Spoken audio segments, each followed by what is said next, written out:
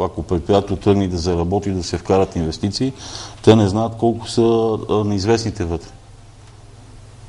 Разбираш ли? Ти го натискаш копчето да тръгне този агрегат, обаче се оказва, че окабеляването го няма. Възстановяваш кабела, оказва се, че трафа е половината...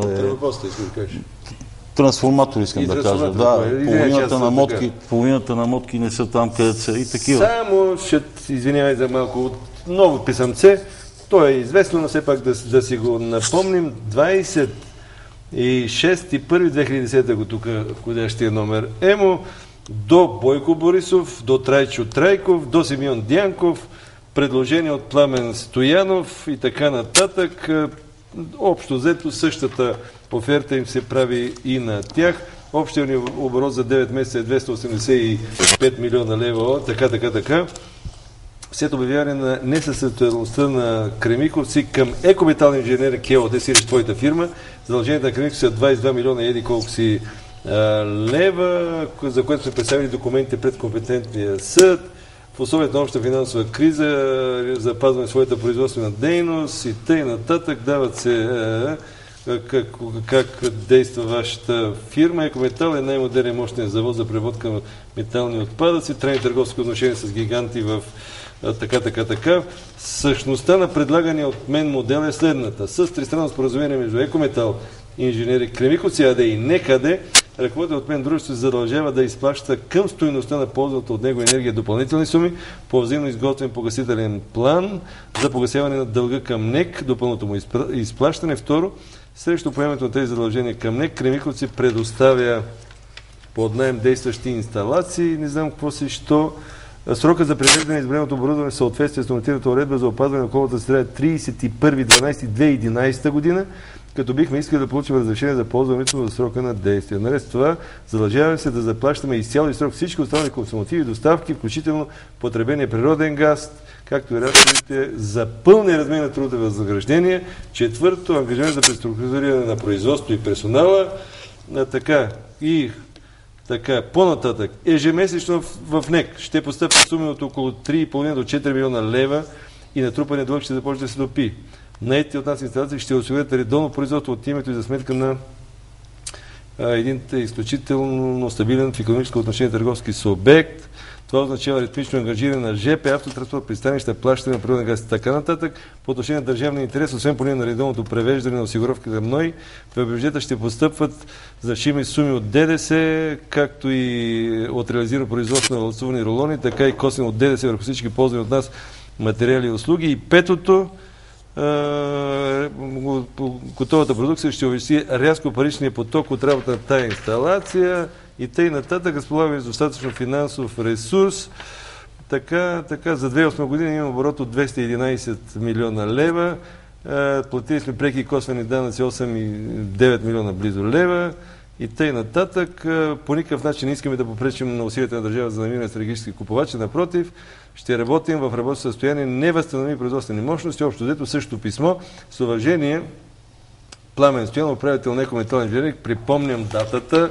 Защо припомням тия нещето е дата? 26.1.2010 година. Само и не само, а точно 2 седмици, вече отново към Пламен се връщаме, точно 2 седмици по-късно, датата е 10 февруари, същата е 2010 година. Какво стана, Пламене? Готов си за следовател. Готов съм за следовател. Да. Аз те видях теб. И теб за пръв път, Николай Велков за пръв път, всичко останали смешени на Алексей Петров за пръв път, как ви докараха 7 човека впрочем, те ви на 10 февруари ви арестуваха, а на 18 на апелативния съд, ако не се лъжа, ви докараха с белезниците всичките там в съдебната палата за гледане на мярка за неотклонение. Теб и още 3 човека ви пуснаха. И фактически още след първата седмица апелативният съд ви освободи, защото няма доказателства, с подписка. Те беше с подписка брат и още един. Джотолов Хамстера и Николай Велков с гаранция по 20 000 лева и само Марчелов. Които аз не познавам. Така, Вече които ти не познавам, познаваш. това не познавам. От и само Алексей Петров и Джотолов останаха в ареста и близо година там гниха по арестите. То е неудобно, всичките, ако бяхме пуснати, малко неудобно ще стане. При тази реклама, да. 2 седмици след като По ти отношение на предлагаш... писмото, да се върна на писмото. Гледам, оня ден военния министър как обяснява, че фрегатата ще тръгне всеки момент, а тя в състава на НАТО,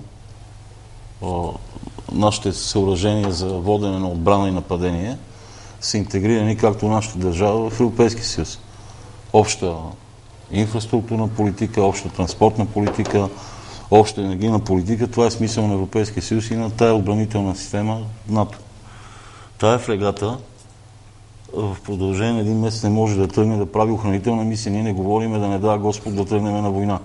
Като издръжката за 1 месец на тази фрегата ще бъде от сумата, жалката сума от 1 милион. Ти разбираш и докъде, аз мисля, че повече не може да се падне от това.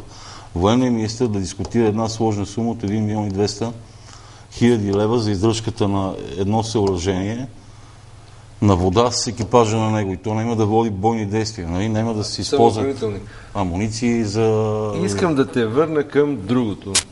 Аз това искам да кажа, че аз предложих да влезнат за 2 години около 300 милиона в бюджета преко косвено. Ти вижда ли с такова писмо за намерение в тази държава? Ти си опитен първо като мъж на сериозна възраст, спортист, журналист, ял си всички възможни тояги, да кажем, нали, в живота ти такова писмо за намерение виждал ли си? Един посочи ми, отиди да се поразровиш и ми посочи един търг за обществена поръчка, проведен по този начин. Моля ти се, само един. Тук какво не ти става ясно, като прочетеш? Кое не ти става ясно тук? Ти осигуряваш финансиране, осигуряваш всичко, от тях искаш само един параграф. Знаеш ли кое не ти е ясно на тебе? На тебе не ти е ясно, че тия 22 милиона лева за тогава НЕК като държавна фирма ги губи, защото те не са обезпечени. Те са след датата на несъстоятелност. Аз предлагам, те може би са нараснали с 1, 2, 5, 10 милиона, не знам точно колко, защото не съм в течение. Аз казвам така, плащаме всичко. Те пари, аз съм я консултирал схемата. Нали, аз може да съм поудърпан анцук и по фанелка. Аз имам страхотен екип, пак казвам за пореден път. Схемата е консултирана и с господин Банков, с юристи, с финансисти. Тя беше възможно да стане. Всички оправдания и приказки на хора, които са компетентни и които не са чак до там компетентни, на мен ми звучат като някаква шега. Ние казахме така, предприятието продължава да работи, Кремиковци като основен най-голям кредитор трябваше да вземе, държавата трябваше да вземе решение по този въпрос. Имаше наше съгласие в формата на това писмо и съгласие, т.е.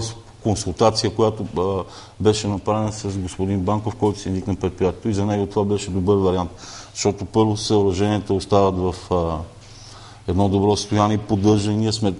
Това е фактически изработен документ, който документ каза какви са нашите ангажименти. Какво ти казаха тогава, що не става? Никой нищо не ми е казал, бе, Сашо, до днес. Какво ще ти дава обяснение? Ти, луд ли си ти, така не се прави в България, затова не идват външни инвеститори. Сега да го разбереш и да го въртиш 2 пъти седмично, да го разберат и българските граждани.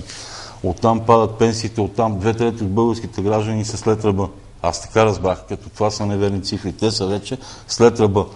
Останалите български граждани... Секунда, само да искам. Ти, добре ли те разбирам, че на това писмо ти нямаш отговор? Не, нямам отговор. Аз считам за отговор. След твой репортаж беше изпратен някакъв отговор от Петър Глуха, някакъв замминистър. Някакъв формален отговор. Аз не съм писал до този замминистър. Тук става въпрос за стратегическо водещо предприятие и структура определящо държавата. А на мене ми връща. Аз се задължавам, нали, ти чули аз да искам нещо. Като едни други инвеститори, които не платиха на БДЖ, не платиха на Българгаз, не платиха на НЕК, не платиха на пристанища, не платиха никога. Аз казвам, ще плата всичко. Толкова мога, бе, Сашо. Толкова мога. Мога всичко да плата, мога да работя. По темата Кремиковци, аз знам точно как се направи източването и как предприятието беше нокаутирано.